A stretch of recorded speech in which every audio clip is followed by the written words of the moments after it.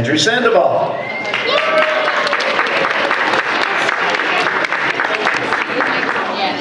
Hey everybody, how's it going today?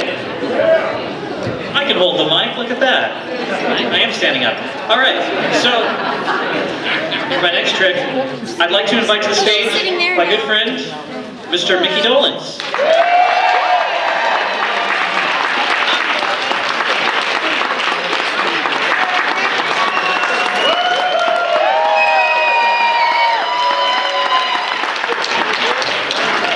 Alright, just sit right back and we'll hear a tale of a fateful trip. That we're at the right convention, right? Or did you just say for sure? I couldn't tell. So, Micky, welcome to the Monkees Convention.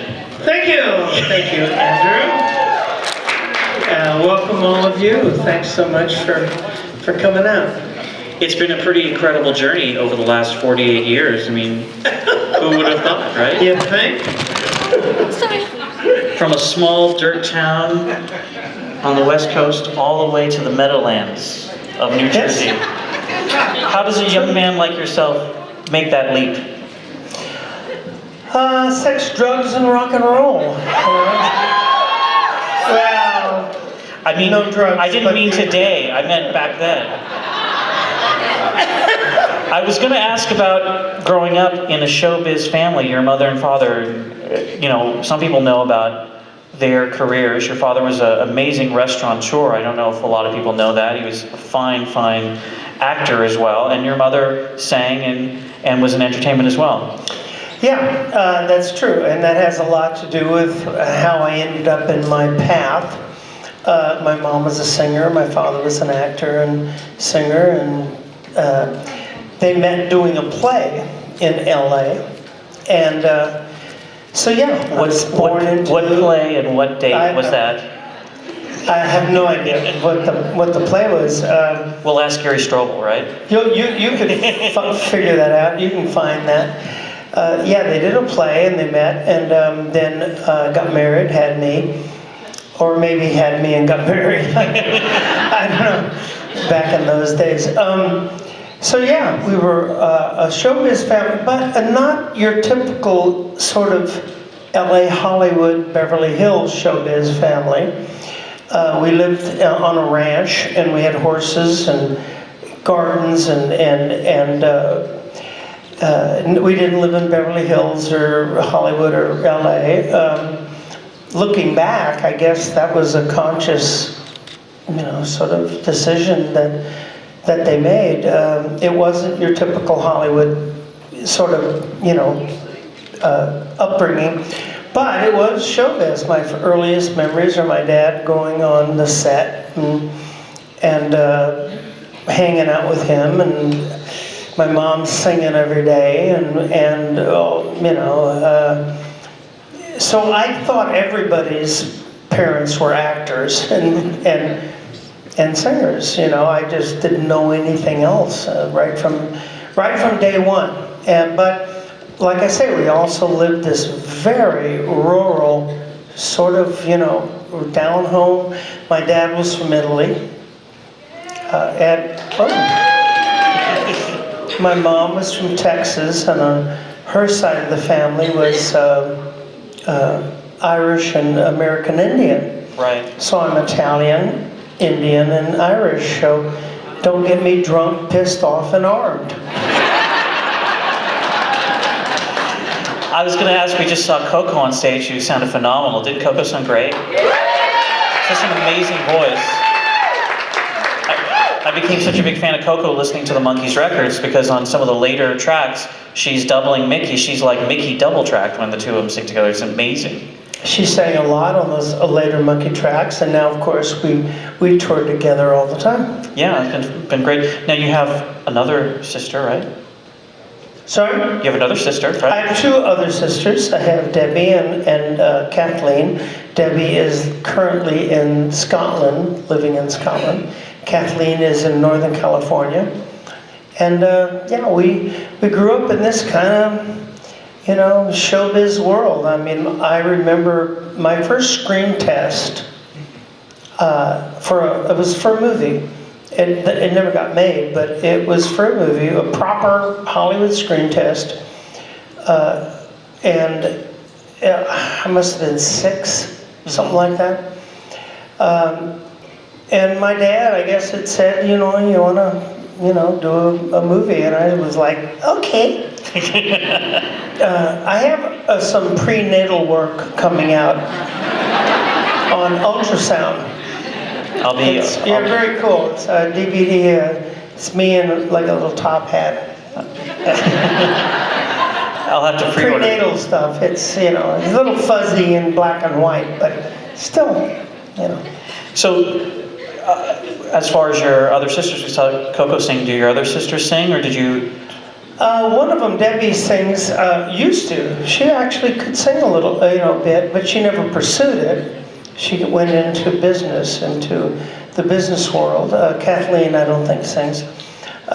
No, Coco and I, we grew up together singing, and we learned harmonies from our mom, and we sung together basically all our lives. Yeah, I love some of the tracks that have sort of surfaced. There's this great recording of you guys doing this song called "She'll Be There." Oh yeah. And "Midnight Train," which I love. Yeah. And then now another thing, you guys on the headquarters sessions of the tape, you sing a little bit of "Bye Bye Blackbird." Yeah, that's true.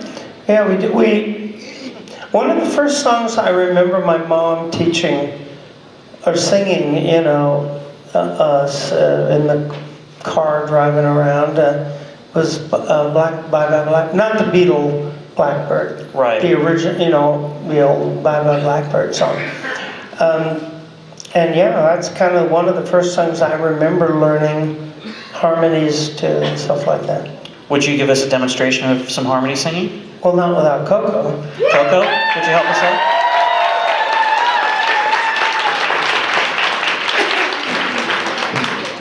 Do you want to do that, Coco? Sure.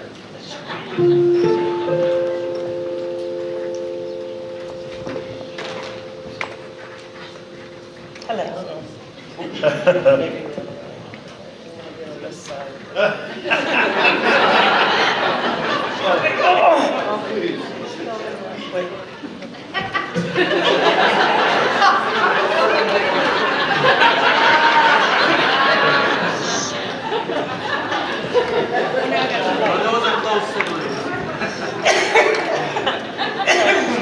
Helen, test.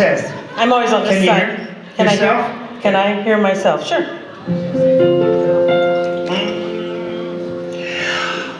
Pack up all my cares and woes, here I go, singing low. Bye, bye, blackbird.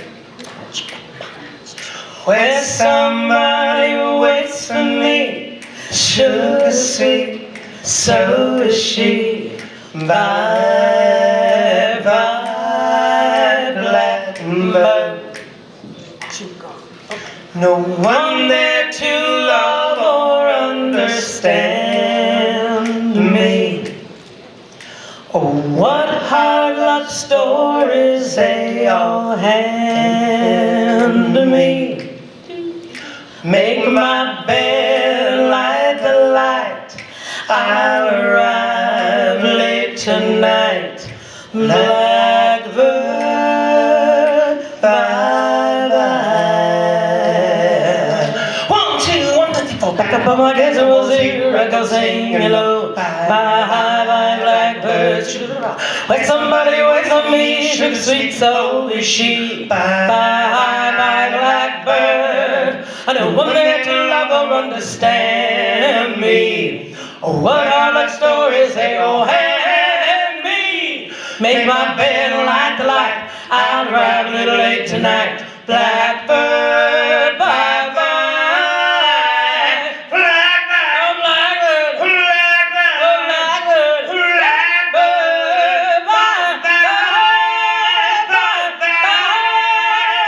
bye-bye, little blackbird, bye.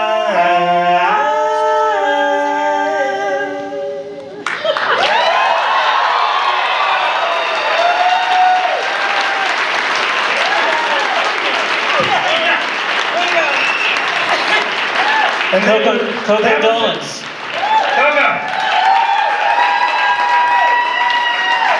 Now you know where I learned to sing. And I'm older. And that was after a massive lasagna dinner. Thanks for sharing. And we want to hear Shorty Blackwell now, and Mommy and Daddy, and, right? Boy, I haven't done those ever live. There's so much in the catalog, and there's so much of your great music that you made after the Monkees that really hasn't resurfaced, like Oh Someone and Easy on You, and you made a whole record around that time. It would be great for that stuff to come out someday. Yeah, I'd love it. I mean, I don't know if those, I guess those tapes exist somewhere, I don't know. I saw some great photos I'd never seen yesterday, surprisingly, of you at home in your home studio from 1970. Really? Yes. Dilt's photos? No, from another photographer. Really cool. Yeah. Yeah, I had a little studio, and I recorded, a few little things with my Moog synthesizer, Right.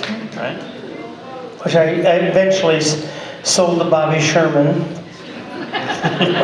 It's now worth $100,000 or something. Really? Yeah. So, If I only knew well, what an idiot I was. you and I have got a lot of time together over the years and getting to talk, and I've got to ask you lots of questions. You've been wonderful to me, very generous, and generous to the fans. And it's been, I think, what's helped perpetuate this thing over 48 years is really the love of the fans and your willingness to share with them. So I thank you for that, Micky. And I think that the best thing is,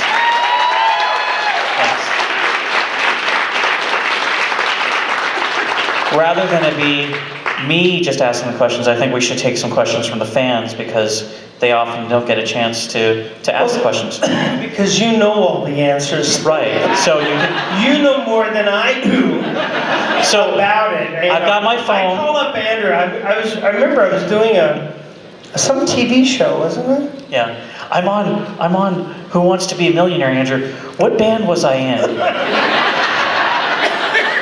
I called him from backstage going on into an interview show live, and somebody says, well, we're going to talk about this song or this writer or this show. And I'm like, oh God, I have no idea. I can't remember. And so I call up Andrew. Andrew, I'm just about ready to go on stage.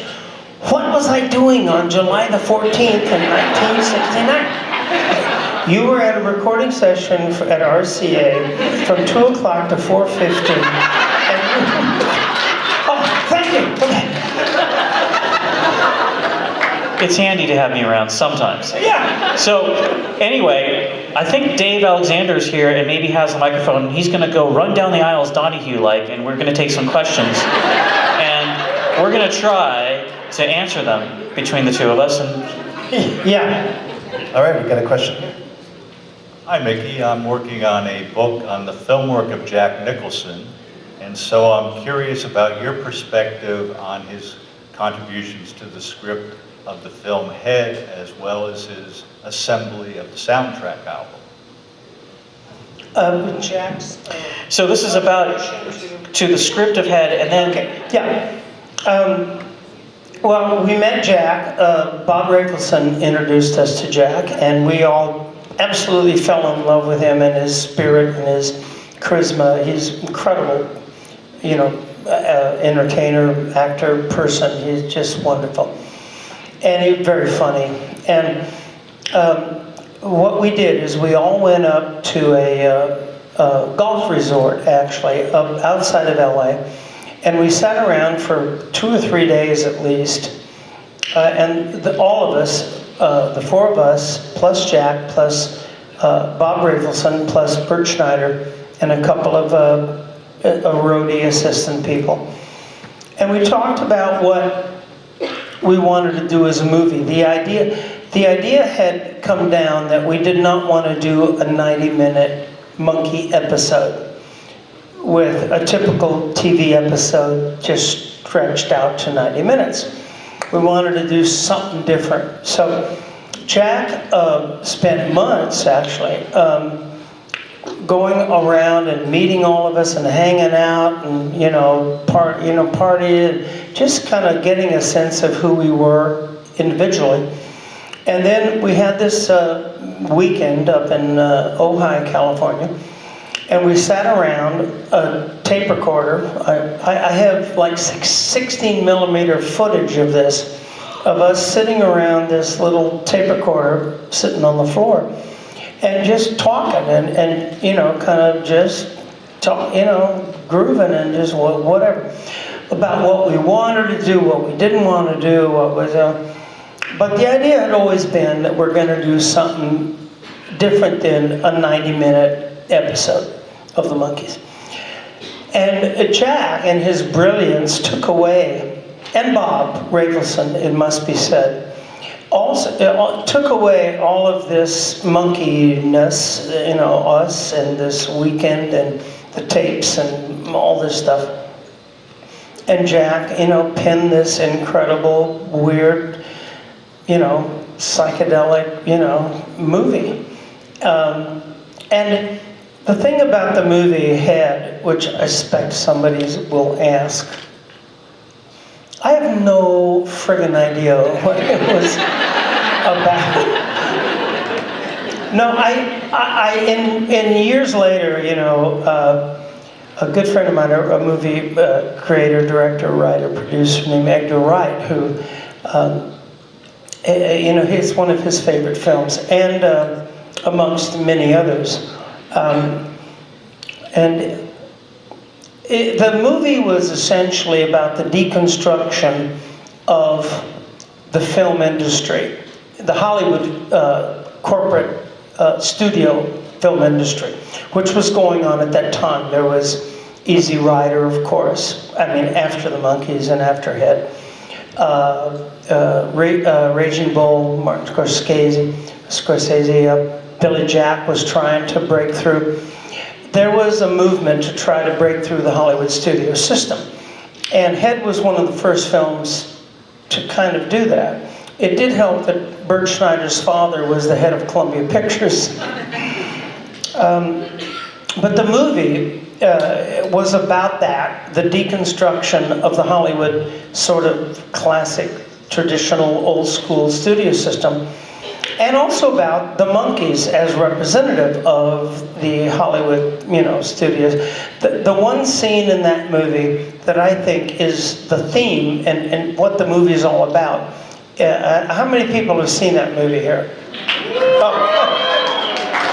Okay.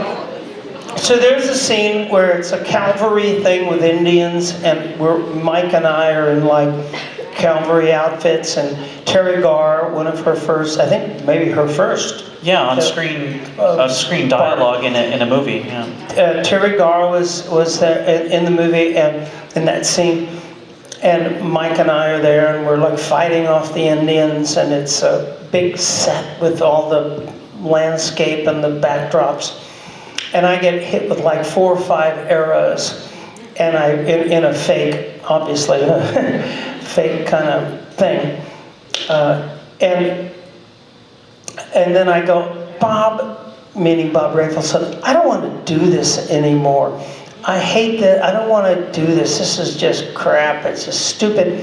And I break the arrows, and I walk through the backdrop and burst out of this fake Hollywood scene. Well, I didn't even think about this at the time, but now I look back and that was sort of the point of the movie, the whole movie, and beyond the monkey thing, beyond the whole monkey, paradigm. It was about breaking out of the traditional old school Hollywood, and they did. They essentially, Bob and Bert and Scorsese, of course, and others, reinvented, or rather invented the independent Hollywood movie industry. Yeah, it became known as the New Hollywood movement, and that film set is just one of the many black boxes that you guys are trying to escape from or get out of throughout the movie, and it's a metaphor for your career in many ways, because you rebelled against the producers and rebelled against Don Kirshner and all these other people who were trying to get you to do certain things, and it's been your trademark, as it were. A little bit, yeah. Yeah, it was. It was, it was a very unusual situation back then. Nothing had been ever done like that on television. It had been done in movies. Marx Brothers movies were little musicals, and Right. Monkees was essentially a Marx Brothers musical in a half hour on television. Much more than it was the Beatles. It was much more like the Marx Brothers, and always was in my mind. And John Lennon's too. And John Lennon, he was the first one. Did we drop that name?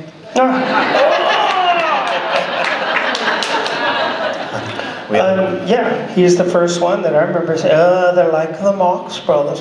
And it's true. It was about, it was a little Hollywood movie musical, half-hour musical on television. The closest thing I think that's come along since that is the Glee. Right. It's this show about this Glee club, Right. imaginary Glee club. But they all can do it. They can all sing and dance and play and act and perform. So that's kind of one of the closest things that's come along since, that I think. Yeah, definitely. And I think the second part of the question was about Nicholson's involvement in the soundtrack, which I guess I could speak to. It was huge. I mean, he kind of produced it. There were these songs that already had been recorded, that we'd recorded, those amazing Carole King tunes, and Peter Tork tunes, who I think has two of the greatest Monkee tunes. Yeah, definitely. Can You Dig It? The long title are just huge. Two of my favorite songs to perform live, and Jack took that and then took snippets from the soundtrack of the movie, and I think created a wonderful little soundscape. It's an assemblage. And he wrote, It's like an assemblage, like the movie, random. Yeah. And the idea was that the movie was kind of circular. Right. In fact, when we had this, the press opening screening in New York, it wasn't in a theater. It was like in this weird warehouse, and they set up all these, what do you call them? Moviolas. Moviola. Well, That's why I need him. They're little editors for The old school editing machine. with the little screens that are about this They big, have like a your little- phone, kind of, but with a big reel of film attached to it. And they had a little roll of film and a little tiny screen, and they set all these moviolas up around the room, and it was totally psychedelic, and I mean like out there, this party thing, launch. And they put one reel of the film on every moviola, and they just started running them, because the idea was, as kind of weird and crazy, I don't know who was smoking what back then, that you could watch the movie from any point in the movie And still be confused. and still it didn't matter where you started watching the movie. It would all come around to the same circular kind of psycho jello, Hare Krishna waterbeds, kind of thing. And they did. They played the movie, all the reels, one reel going simultaneously. And it's true, you can watch that movie from almost any part in the movie, and it all just comes back on. Well, there's a circular motif in all the soundtrack too, and that's something Rafelson had talked to me about. And you'll see in Circle Sky, obviously, circles. The rotating stage at the theater. Do I have to do this all over again? And then lyrics and as we go along and so forth. There's all that sort of stuff. And the Monkees are doomed to repeat that circle over and over again. And they cut out of the movie 2 full sections where you see Micky getting out of the box and you see Michael getting out of the box, as in addition to Davy and Peter. And but I guess they felt at some point that made too much sense, so they ripped those out.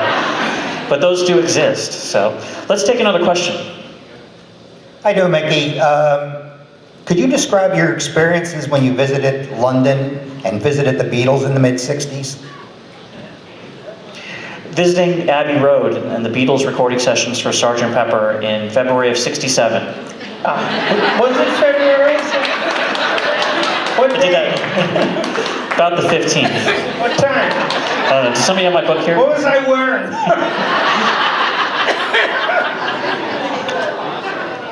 I do remember that, obviously. I mean, I went to England on a press junket, and it was actually when I ran away from home. We were supposed to record some new singles. Right. One of them was Sugar Sugar, if I remember correctly, which I just actually re-recorded on a new CD. And it was Mike that, who had been spearheading the Palace Revolt, and to his everlasting credit.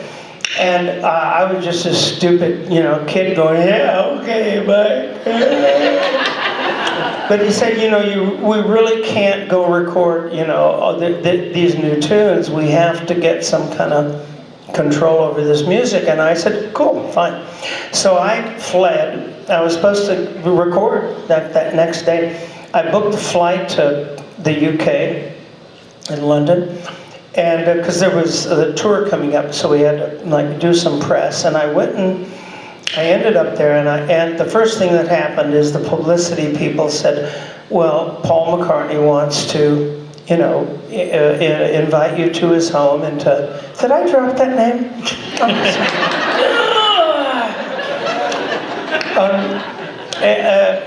And I'm like, Paul who? You just want to meet Spencer Davis, right? Yeah. So I'm like weeing my pants, oh my God, Paul McCartney. So I go to his house in St. John's Wood? St. John's Wood, yeah. What was the address again?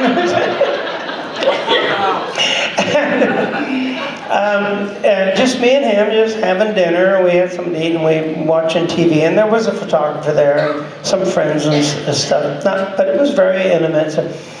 And we kind of hung out for a few hours. And he invited me over to Abbey Road the next day for some sessions. I didn't know what they were. It was for Sergeant something. Whatever happened to that album? They put it out. That was really good. I don't know. You never know. Some things just tank, So anyway, I got dressed up, and if you've ever been to one of my concerts or a Monkee concert, I've told this story so many times. So for those of you that have heard it, laugh like you haven't heard it before. I go to the concert, I go to the recording studio, the limo picks me up, and I got dressed up like I was going to a major party. A Beatlemania, Fun Fest, Freak Out, Psycho, Jello thing with my paisley bell bottoms and my tie-dyed underwear and my hair up in beads and the linen glasses and stuff. I looked like a cross between Ronald McDonald and Charlie Manson, right? And I show up, and there's nobody there except the four guys. The place looks like my high school gymnasium, like fluorescent lighting. And they're just the four guys sitting there playing. And I was like, so wiped out. I was like, where are the girls? And John Lennon says, hey, Monkey Man. That's what he called me. Monkey Man. You want to hear what we're working on? And he points up to George Martin, and I never forget this. That studio at Abbey Road, the control booth was on the second floor, and the studio was on the bottom. And George Martin's wearing a three-piece suit in the middle of the afternoon.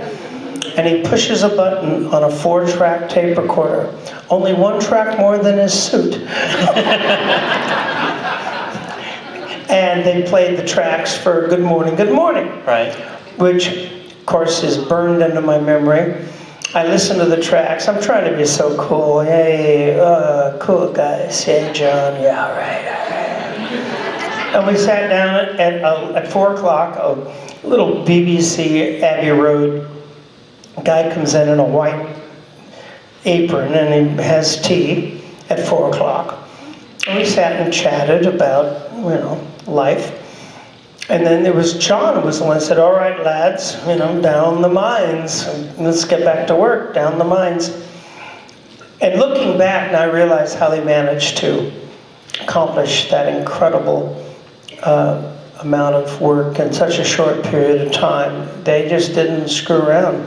Every day from, I don't know what time, 9 in the morning till 9 at night or something. And Good Morning was that track that I was there for. And then a few months later, I was directing it. I'd written and directed that episode of the Monkees, Micky, the Frodo's Caper. And I must have, oh, thank you. And I guess I told the producer, Bob or Bird or whoever, I said, I don't remember, I said, oh man, I really want that song, that a Beatles song, for that opening, shot. And I'll be damned, they must have made a call. I don't remember how it happened, really, but at that time, it was unheard of to get a Beatle tune for any other, purpose. And they said yes. Somebody said Apple or whoever, whatever they were doing. Somebody said yes, and we used the original recording on that. Yeah, it's at the very beginning of Good Morning, at the front of the last Monkees episode to date. I was going to ask you though, if you felt going in, you're hearing these tracks, and obviously I know you're an enormous Beatles fan, but what it was like to be one of the Monkees. At that time, you were enormously successful already. It's February of '67. You already had I'm a Believer, which was topping the charts. You were kind of escaping. Davey was back in New York City, and he put a vocal on a new song, a little bit me, a little bit you. So the Kirshner thing was sort of continuing, but you had been in the studio doing Girl I Knew Somewhere, and you were kind of going to this new thing. Did you feel the Monkees could be competitive? Not competitive like in a race, but could keep up with the Beatles, hearing this new sort of avant-garde music they were doing, and you guys were just getting into some folk rock stuff for Headquarters. Did you sort of say, well, guys, we gotta expand and explore? Did you even feel like you were in league with them, or you were just gonna go along with whatever music came up? How did you feel musically? Good question. I was an actor, entertainer. And I had been hired to play the part of this wacky drummer on a television show, and I ended up singing a lot of the leads. But even at that time, I didn't really know the music industry. I knew the television industry, and I knew film, and I knew the entertainment industry, but I didn't really know the music industry much. So I was hired, and I was quite happy to, for Donnie Kirshner, who, by the way, had incredible ears. I mean, Donnie Kirshner. They were pretty big too, right? Yeah, they were big, and he had amazing ears for hit songs, obviously, like Clive Davis or that genre of those people. So I was quite happy to when they said, "Here's a new song." Carole King or somebody, or Boyce and Hart, Bobby and Tommy, who, of course, Bobby, are you here? Is Bobby? Bobby is not in the room, but we are showing the movie that you are part of later. These guys, they essentially were the original sound, like producers are. Producers, that's their job, is to kind of take a band or an act and create a coherent, sort of sound, a whole style, whatever. Well, that's Bobby and Tommy. I mean, they had an enormous amount to do with that, more than anybody else I remember, including Donnie Kirshner, who he was running the Brill Building, of course, and he would, funnel in songs from these unknown writers at the time, like Carole King, Neil Diamond, Neil David Sedaka. Gates. Huh? David Gates. David Gates. And I remember meeting these writers in Hollywood. I even write about it a little bit in, I think, my book, and also in that album I just did. I remember going down, Lester Sill, brought me down and said, you should meet your writers. Right. And so I'm like, yeah, cool. And he says, hi, Micky, this is Carole King. She's going to be writing songs for you. Oh, nice to meet you. Hi. Hey, this is David Gates, and he's going to be writing songs. Oh, nice to meet you. And I met all these people who, of course, I had no idea who they were, because I had not been in the music business so much at that time. So, Donnie brought an enormous amount of success and input, and these songs that he had found, or that his writers, because these are staff writers, these are, right. In those days there was this, organization called Screen Gems Publishing Music, which was the Brill Building back east. And so not coincidentally, that was the sister company of Screen Gems Television, run by Jackie Cooper, which was a sister child of Columbia Pictures, which was run by Bert Schneider's father. It was the perfect storm, basically. The perfect storm, yeah. And a great idea, of course, that Bob had come up with. And of course the Beatle invasion and the whole pop music scene. There was like 3 or 4 other shows that year, pilots, that I had been up for, music pilots. And I'd had some success before, of course, in Circus Boy, but there was 3 other shows at least. You'll probably remember the names. There was one that actually went to pilot called the what? The Happeners. The Happeners. I was up for that. Yes. I was up for the Happeners, and I auditioned for that. It went to pilot. Went to pilot, and one of the writers went on to become a songwriter for the Monkees. Craig Smith wrote Salesman. Oh, wow. And See? he had a band that Michael Nesmith fostered called